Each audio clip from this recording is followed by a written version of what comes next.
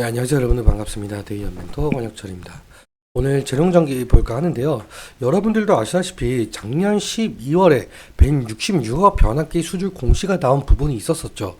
그리고 현재도 북미 전력망 교체 수혜로 인해서 주가가 지속적으로 상승을 하고 있는데, 사실 이 166억 변압기 수주 공시가 나오고 난 이후 공시가 나온 부분이 없어서 이 수주가 계속 진행이 되고 있는지 궁금하신 분들이 계실 거라고 생각을 했습니다. 그리고 또 이번에 한전에서 인리 송전망 구축 MOU 체결을 한 바가 있었었죠. 과연 여기서도 이 재룡전기가 수혜를 받을 수가 있지 않을까, 이런 점도 좀 궁금하더라고요. 그래서 제가 직접 이 IR 담당자와 통화를 진행을 했었습니다. 오늘 통화했었던 내용 그리고 썰 모두 들려드릴 거고요. 그리고 주주 여러분들 만약에 이 재룡전기에 대해 어떤 점이 궁금하다라고 한다면 댓글로 한번 남겨주세요. 제가 아는 내용이라고 한다면 말씀을 드리고, 모르는 내용이어도 서치 후에 찾아서 말씀을 드리도록 하겠습니다. 그리고 또 실제로 이 재룡전기의 공장 가동률이 이 130% 이상이라고 하는데, 눈으로 보이기까지는 사실 믿기가 어렵죠.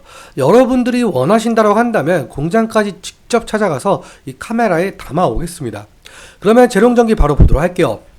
일단 재룡전기가 왜 북미 전력망 수혜를 받고 있는지 이유부터 말씀을 드려보자면, 사실 제 영상 꾸준하게 보셨던 분들은 이 그림이 좀 익숙한 차트이실 거예요. 이 자료의 경우에는 이 미국에서 변압기가 언제 설치가 되었는지 나타내는 자료예요.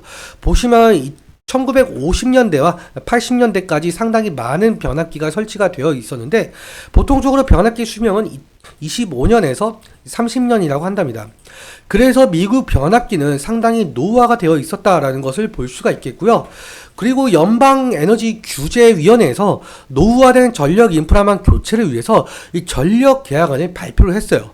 여태까지 전력 인프라망이 노후화가 돼 극단적인 기후변화에 좀 취약한 부분이 있었는데, 이번 결정으로 전력망 관리 및 개선 작업이 된 것이죠.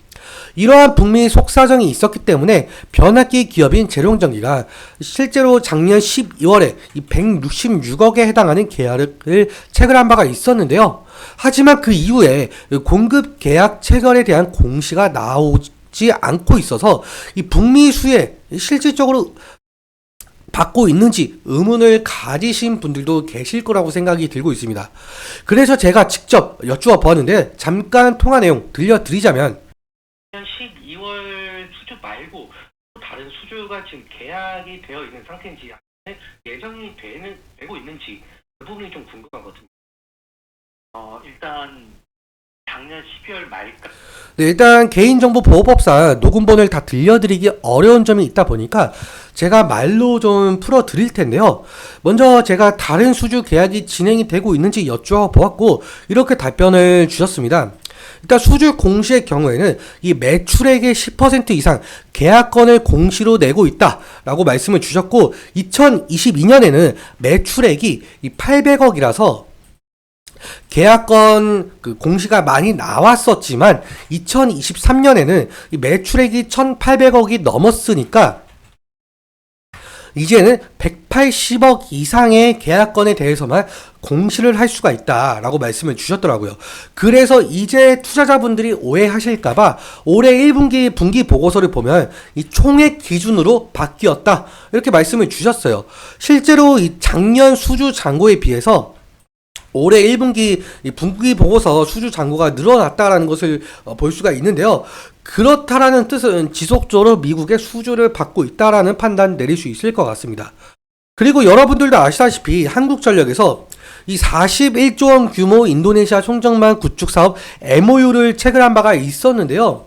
여기서 인리에 대한 수혜도 좀 받을 수 있는지 이 부분도 좀 궁금해서 제가 여쭈어 봤어요. 이것도 잠깐 들려드리자면, 에서 인도네시아 송전망 구축 사업 41조 원 수주 계약을 했었잖아요. 네, 여기에 대해서 재룡전기의 변압기가 과연 수주가 가능할 것인지 그 부분이 좀 궁금하거든요. 네, 이것도 말로써 좀 설명을 드려보자면, 인도네시아 MOU와는 연관성이 없을 것 같다. 이 반도체처럼 표준품이 없고 각 나라마다 전력체가 다르기 때문에 변압기는 각 나라마다 규격이 틀리다라고 말씀을 주셨더라고요. 그리고 현재 미국 수주도 커버하기도 바쁜데 인리까지 맞춤 제작하기에는 효율적이지 않아 보이고 있다. 현재로서는 이 부분에 대해서 답변 드리기 어렵다라고 말씀을 주셨더라고요. 일단 IR 담당자 분께서 말씀하신 것을 좀 정리해 보자면 현재로서는 재룡전기의 모멘텀은 이 북미 전력 인프라망 교체 수혜 그리고 인도네시아와는 연관이 없을 가능성이 크다. 이 정도일 것 같습니다. 아무튼 이렇게 이 재룡전기 궁금하신 것들에 대해서 말씀을 드렸었는데 다시 한번 말씀을 드려보자면 이 주주 여러분들이 알고 싶다 하는 내용들이 있으시다면 댓글 한번 남겨주세요. 제가 끝까지 찾아가서 말씀을 드려보도록 하겠습니다. 그럼 이제 기술적인 측면 함께 보도록 할 텐데요. 재룡전기의 차트를 보시면 오늘도 신고가를 한번 찍고 지금 윗꼬리가 나온 모습을 좀 보실 수가 있죠. 제가 누누이 말씀을 드리지만 사실 이 주식에서 신고가 부근은 매수의 심리보다 매도의 심리가 더 강할 수밖에 없기 때문에 이 차익 실현 매물에 대해서 좀 조심스럽게 접근을 해야 된다라고 말씀을 드렸었는데 오늘도 마찬가지로 신고가를 찍고 차익 실현 매물이 나오면서 윗꼬리가 달린 모습을 보여주고 있죠. 일단 지지라인 같은 경우는 제가 저번에도 말씀을 드렸지만 이 10일 이평선 부근이 될 가능성이 높을 것 같다라고 말씀을 드렸어요. 어제도 마찬가지고 이틀 전에도 마찬가지고 이 부분에서 좀 지지가 일어난 것을 보실 수가 있죠. 일단 단기적으로 한번 보실 분들은 오늘 이 3일 이평선 위에 주가가 형성이 되어 있다 보니까 이 3일 이평선까지는 볼 수가 있을 것 같습니다. 단기적으로 보실 분들은 이 3일 이평선을 이탈을 하게 된다고 한다면은 리스크적인 관리가 필요할 수 있을 것으로 보이고 있고요. 만약에 뭐 장기적으로 보실 분들은 이 10일 이평선을 중점으로 이렇게 보시면 좋을 것 같습니다. 그리고 사실 제가 지속적으로 말씀을 드리지만 재룡전기의 경우에는 이 외국인의 수급이 상당히 중요하다라고 말씀을 드린 바가 기억이 나고 있는데요. 이 수급적인 측면도 함께 살펴보자라고 한다면 제가 기간을 3월 4일로 설정을 했어요. 왜 기간을 3월 4일로 설정을 했냐라고 해본다면 이 3월 4일 이후로 상당한 급상승을 보여줬기 때문이에요. 그래서 제가 3월 4일로 기간을 설정을 했고 사실상 3월 4일 이후로 이 외국인의 수급이 230만 주에 달하고 있는 것을 볼 수가 있죠. 반대로 개인 같은 경우 240만 주 매도, 기관은 20만 주 정도 매수가 되고 있는 상황인데요. 오늘의 흐름의 경우에는 지금 외국인이 3만 주 정도 매도가 나오고 있는 모습을 보여주고 있죠. 사실 어제 같은 흐름은 보시면은 이 차트와 함께 살짝 보시면 어제 외국인이 20만 주 정도 매수가 들어왔어요. 그런데 어제 이 양봉 캔들이 나왔죠. 그런데 이틀 전에 이 외국인의 매도세가 나왔습니다. 사실 이틀 전 수요일날 이 윗꼬리가 달린 모습을 보여주고 있죠. 그리고 3일 전 화요일날 외국인의 수급이 매도세였어요. 음봉 캔들이 나온 모습을 좀 보실 수가 있습니다. 이렇듯 이 외국인의 수급에 따라서 캔들이 결정이 될 가능성이 상당히 높거든요. 그래서 이 외국인의 수급 동향을 살펴보는 것이 가장 중요한 투자 포인트 중 하나가 될 것 같다라고 말씀을 드렸던 기억이 나고 있습니다. 일단 좀 더 창구적인 측면도 함께 살펴보자라고 한다면 지금 3월 4일 이후로 UBS 증권 창구에서 64만 주 정도 매수가 들어오고 있는 상황을 볼 수가 있고요.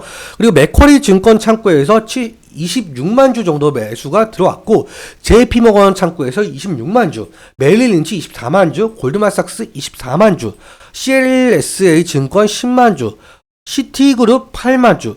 지금 여기 보시면은 1위부터 7위까지 이 매수 창구가 지금 다 외국계 증권 창구이죠. 그렇다 보니까 이 외국계 증권 창구에서 만약에 매도 물량이 나온다고 한다면은 과연 어디 창구에서 또 물량을 받아줄지 그 부분도 좀 자세하게 지켜보는 것이 중요 투자 포인트 중 하나가 될 가능성이 높을 것 같습니다. 네, 오늘은 여기까지 말씀을 드리면서 오늘 말씀드린 내용과 차트적인 부분에 대해서 제 개인적인 견해가 있을 수밖에 없기 때문에 여러분들의 주관적인 견해와 함께 투자를 현명한 선택하셨으면 좋겠습니다. 오늘도 시간 주셔서 감사하고 지금까지 멘토 권혁철이었습니다. 감사합니다.